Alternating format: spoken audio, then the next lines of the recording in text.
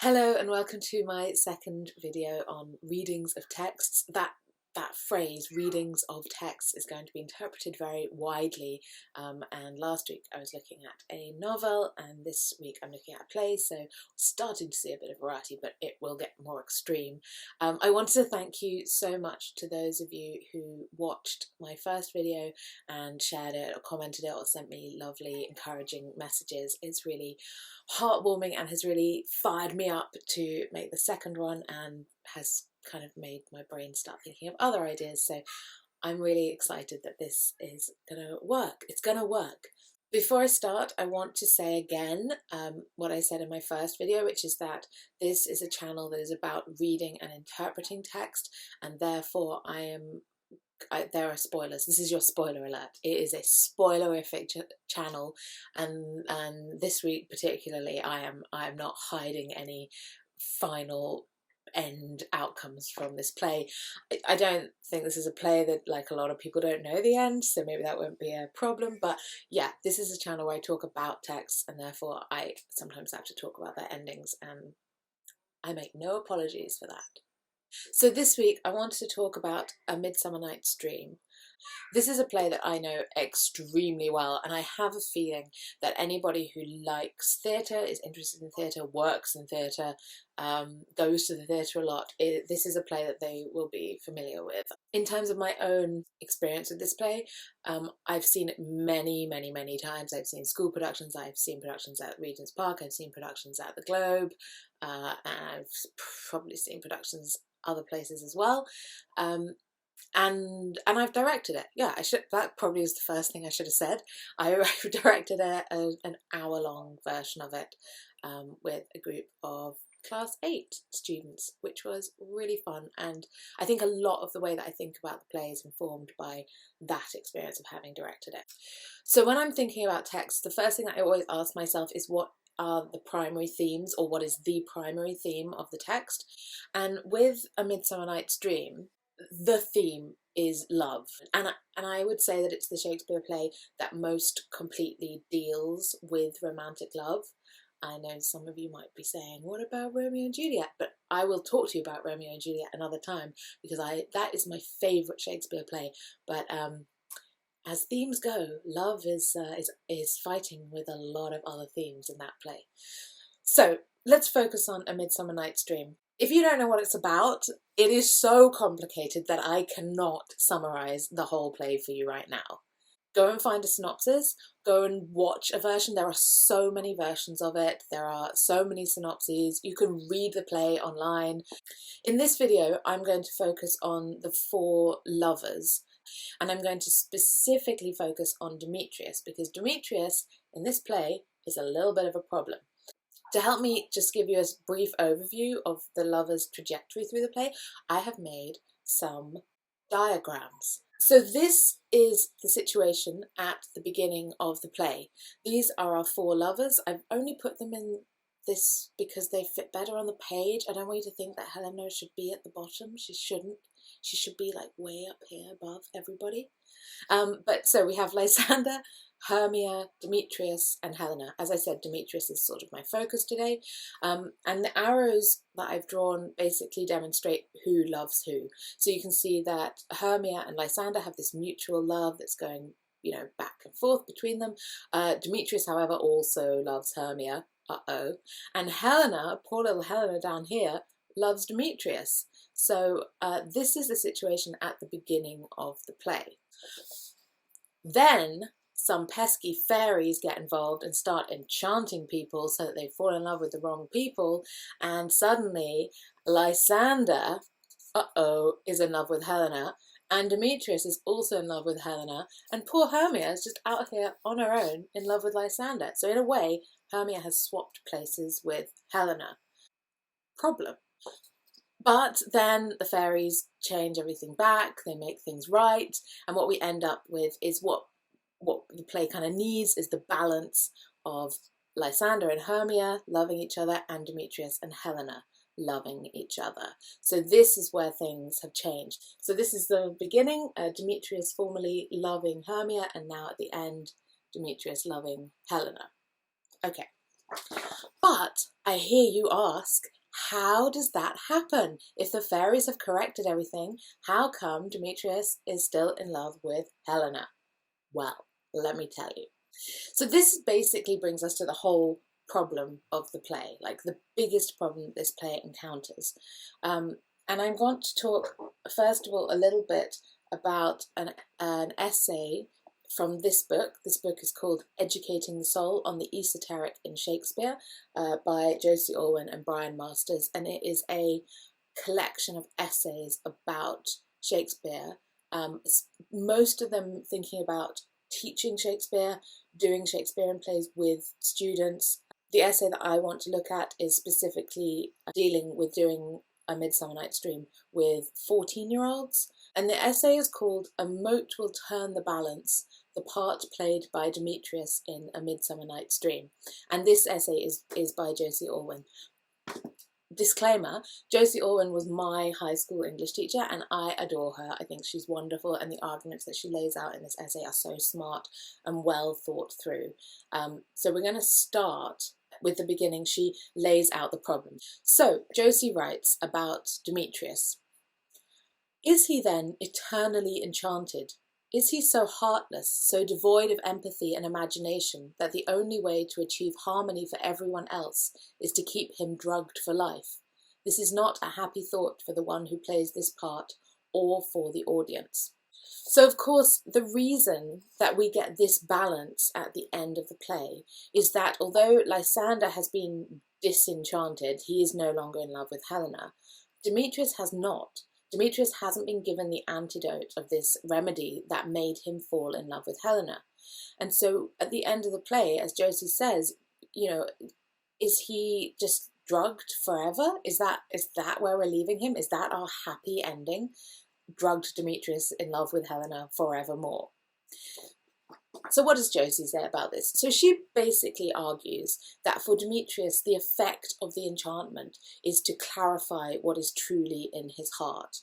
I'm going to read a couple more extracts to try and illustrate this. I think she argues it really, really well. So first of all, she says, the name Demetrius relates to Demeter, the earth goddess, and this connection with life on earth pairs Demetrius naturally with Helena, for her name echoes that of Helen of Troy, the prototype of earthly beauty. I think that's fair. That's the beginning of the play. That's how Shakespeare has set them up, you know, with these names that have these meanings that sort of link them together.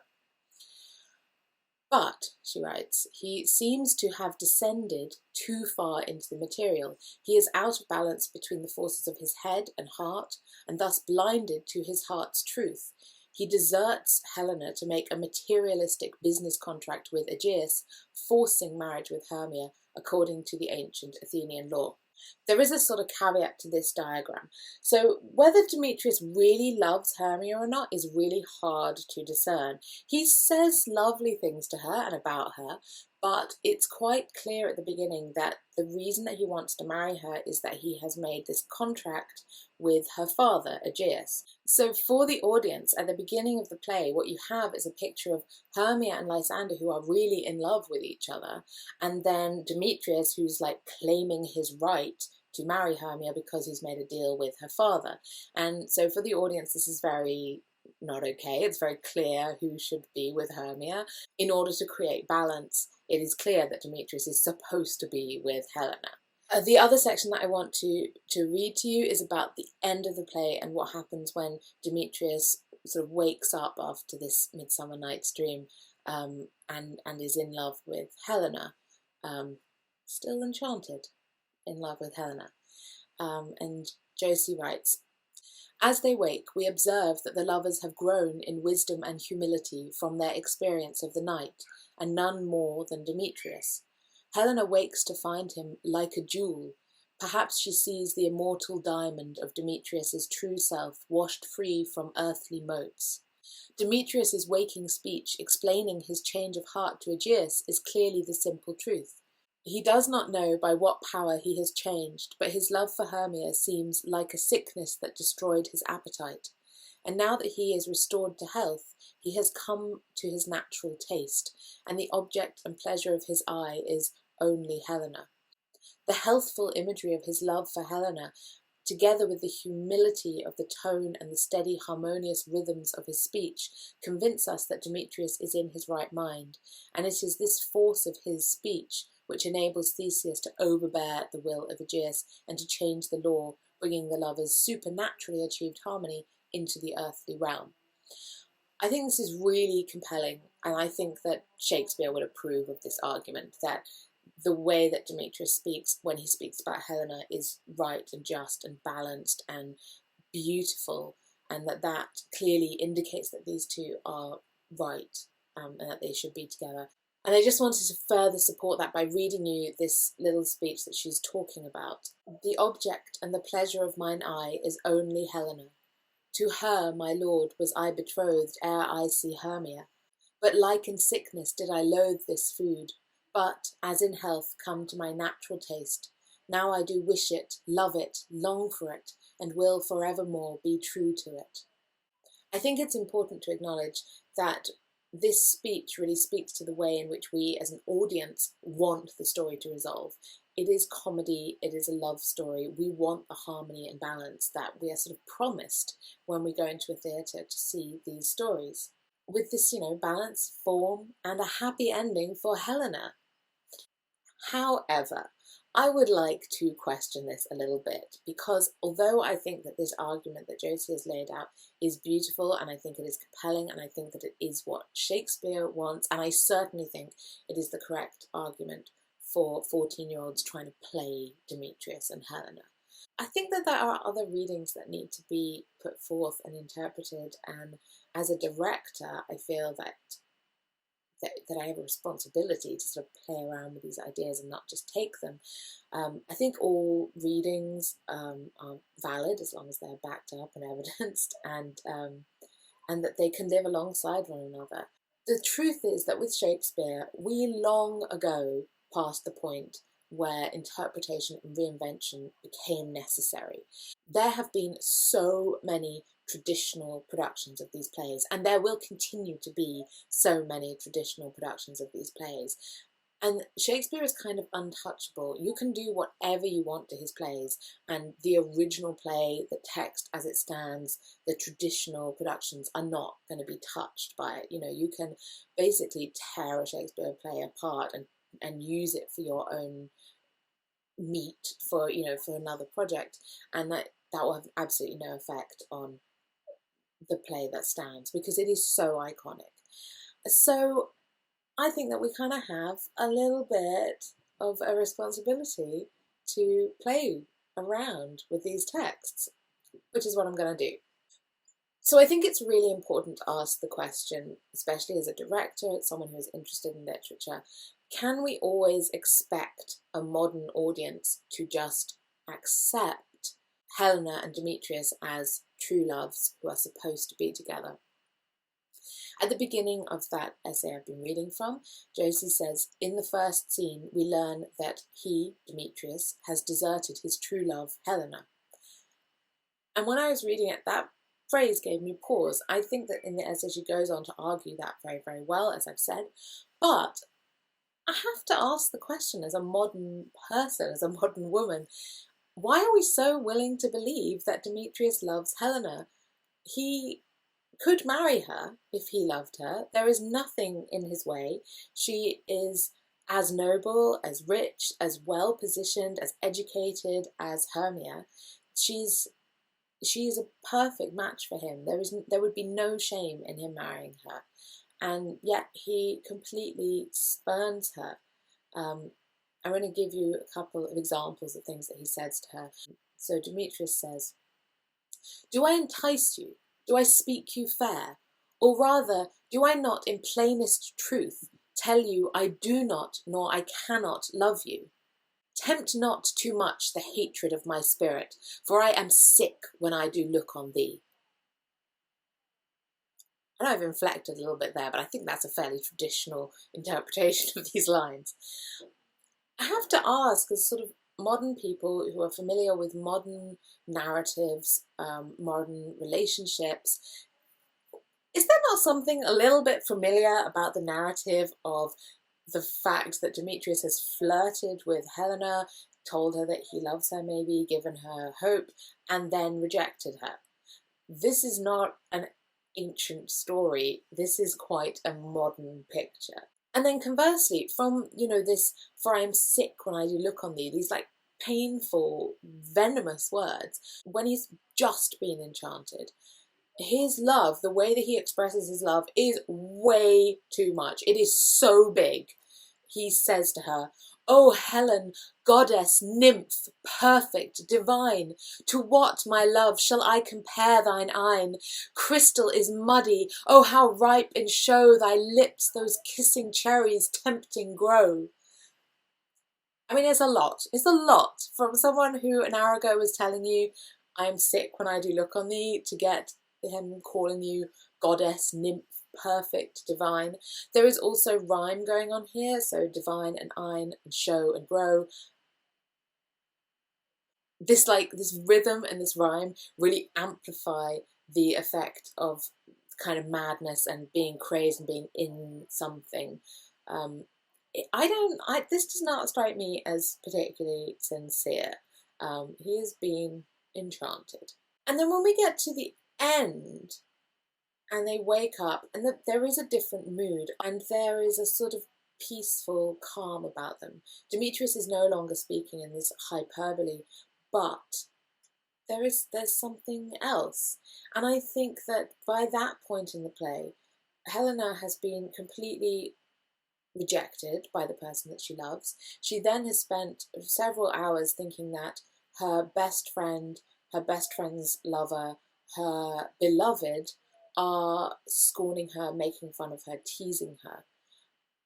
So I kind of feel in the morning when they wake up, why are we happy when Helena so completely accepts Demetrius and his explanation of what's going on? And I don't think she does. And I don't think Demetrius does either. So this is really the crux of what I want to get to. So when they've woken up, Helena says, "So methinks I have found Demetrius like a jewel, mine own and not mine own." And Demetrius says, "It seems to me that yet we sleep, we dream." Obviously here we can see that Helena values Demetrius. She likens him to a jewel and she calls him mine own, but she says mine own and not mine own. And Demetrius says, "It seems to me that yet we sleep, we dream." And I think that implicit in this conversation is a kind of an acknowledgement that things aren't quite right, that things are a little strange, that people are who they are, but they're not. And I think this is referring directly to the fact that Demetrius is enchanted, that he loves her perhaps not quite for the right reason. I think there's something quite complicated going on here because as audience members, I think that we are inclined to root for the couples with the most conflict. They are the most fun to see come into harmony or to argue or, whatever it is. Just watching a happy couple on stage being happy is probably lovely, but not entertaining. So I think that there's a part of the narrative that asks us to root for Demetrius and Helena because they have this conflict, this complicated relationship. But having seen them fall in love and be very happy many, many, many, many, many times, I'm starting to sort of ache for a version of this story where Helena, in the end, no matter how much she loves Demetrius, values herself and ultimately says, "No, I'm worth more." I want to make one more point that sort of speaks to this argument that I'm making. Josie talks about two other relationships in the play and she describes them in the ways that they are very different. She says, "Theseus and Hippolyta have been introduced to us through the grand proportions of myth, statuesque and detached, speaking in measured blank verse, framed together awaiting their solemn wedding day.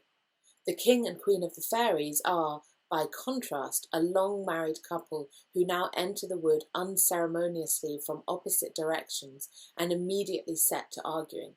They embody the opposite of an ordered Elizabethan marriage. Passions govern them. sexual passions and jealousies, adulterous disloyalties, anger, pride, and possessiveness.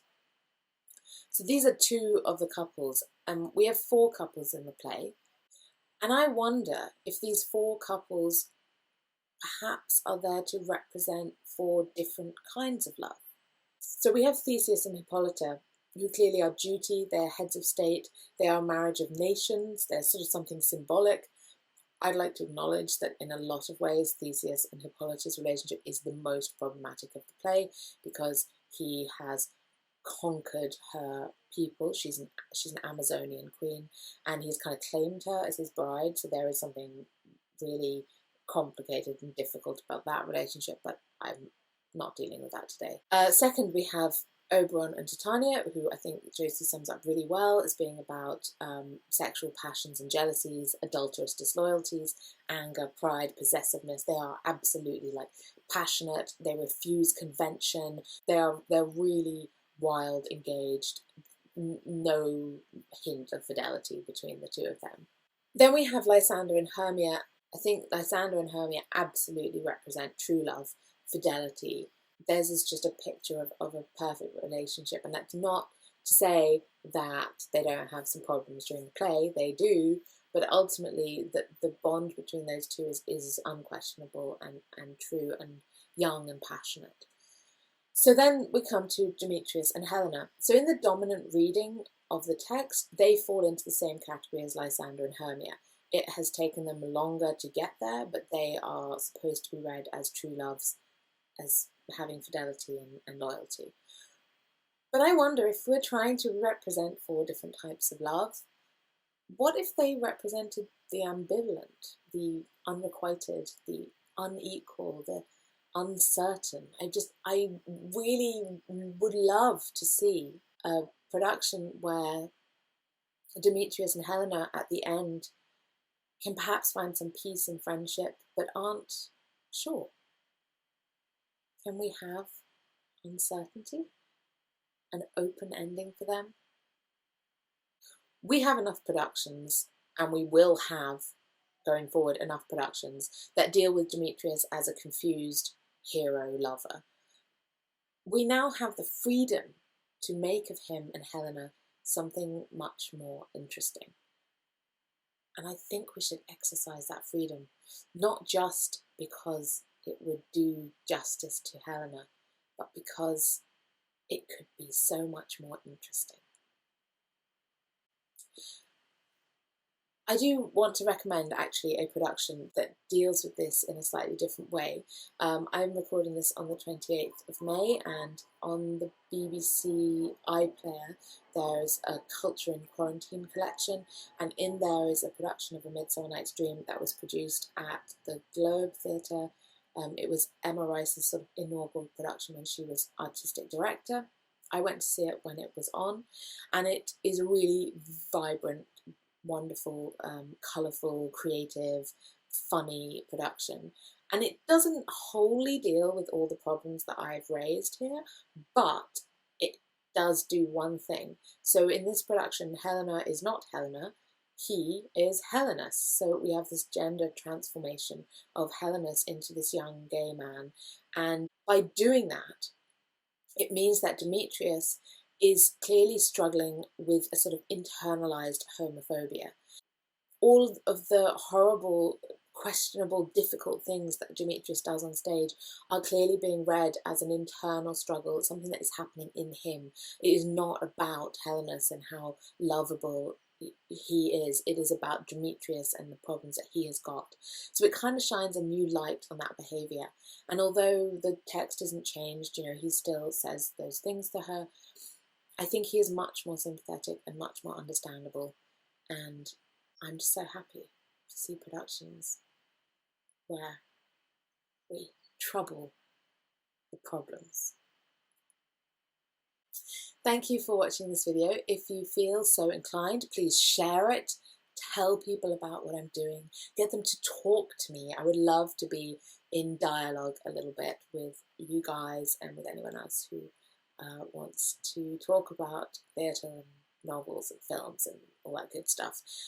So if you want to get in touch, you can obviously comment below, or you can follow me on Twitter at Stella Otwell. I'll put it somewhere here. I don't really know how to do that yet, so I don't know where it will go, but somewhere here my name will appear. You can also follow me on Instagram with the same handle, and I will see you again next week.